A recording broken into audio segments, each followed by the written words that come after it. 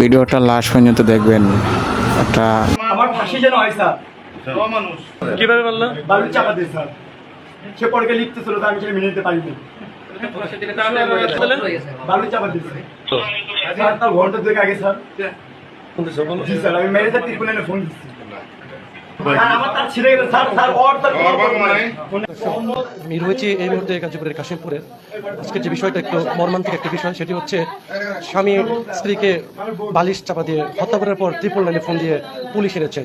দর্শক আমি যদি একটু দেখাই যে এই মুহূর্তে যে যে স্বামীটি তাকে মানে বালিশ চাপা দিয়ে মেরেছে, তার যে অবস্থা সেটাতে 2 বছরের একটি বাচ্চা এবং 2 মাসের একটি বাচ্চা কিন্তু রয়েছে এই মহিলাটির, যাকে মেরে ফেলা হয়েছে।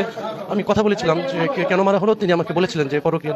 দর্শক একটু দেখাই যে এই মুহূর্তে কিন্তু যে এই স্বামী কিন্তু তাকে তার স্ত্রীকে গলা যে মুখে বালিশ চাপা দিয়ে হত্যা করেছে আরো আস্তে, এখন থেকে প্রায় 1.5 ঘন্টা আগে, এমনটি কিন্তু বলেছিলেন। দর্শক একটি 2 মাসের একটি বাচ্চা তার কাঁধে। এবং আমি একটা বিষয় জানিয়ে রাখি যে মেরে ফেলার প্রায় 1.5 ঘন্টা পরে কিন্তু ত্রিপল লাইনে ফোন দিয়ে পুলিশ এনেছে যে তাকে যে মেরে ফেলেছে। আমি একটু জানবো আসলে আপনার স্ত্রীকে আপনি কেন মারলেন, কখন মেরেছেন?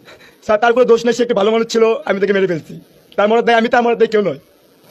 দর্শক অত্যন্ত কষ্টের যে একটি বিষয়, তিনি বলেছিলেন যে তাকে তার স্ত্রীকে সে মেরে ফেলেছে এবং আর কোনো কেউ দোষ নেই, এমনটি কিন্তু বলেছিলেন। তবে 2 বছর এবং 2 মাসের যে 2টি শিশু রয়েছে, সেই শিশুগুলো দেখেছিলাম যে তার মৃত মায়ের পাশে বসে তাকে মা করে ডেকেছিলেন এবং কান্না করেছিলেন, এমনটি কিন্তু আমরা দেখেছিলাম। তবে এই মর্মান্তিক ঘটনায় আমরা থানা পুলিশের সাথে কথা বলেছিলাম, তারা কিন্তু আমাদেরকে জানিয়েছেন যে গভীর অথবা অন্য কোনো যদি বিষয় থাকে তাহলে তারা তদন্ত করে তারা পরবর্তীতে আইনগত যে ব্যবস্থা, সেই আইনগত ব্যবস্থা কিন্তু তারা নেবেন।